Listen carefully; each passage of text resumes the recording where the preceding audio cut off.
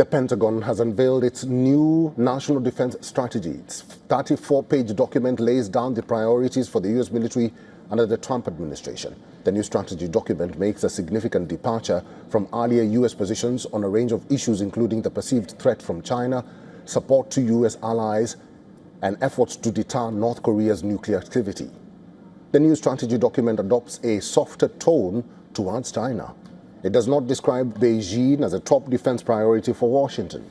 Instead, it calls for respectful relations with China. Previous versions of the document, both under Biden and Trump's first term, had described China as a central challenge to the U.S. security. It also makes no mention of Taiwan. According to Pentagon's new strategy document, homeland security will be the U.S. military's top priority.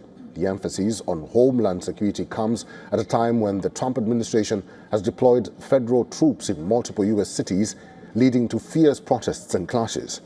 The strategy document calls for sealing American borders and deporting illegal aliens.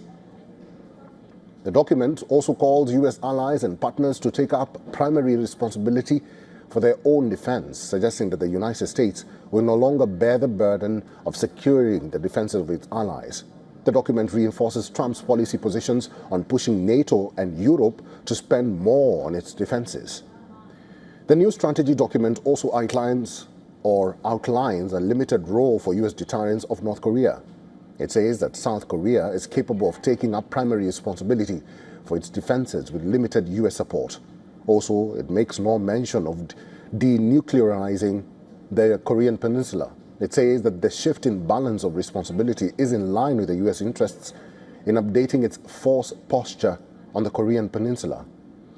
Currently, South Korea hosts about 28,500 U.S. troops to ward off the threat from North Korea.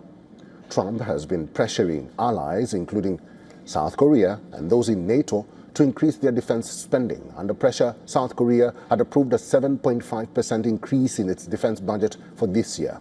South Korean President Lee Jae-myung has also pledged to raise spending to 3.5% of their GDP.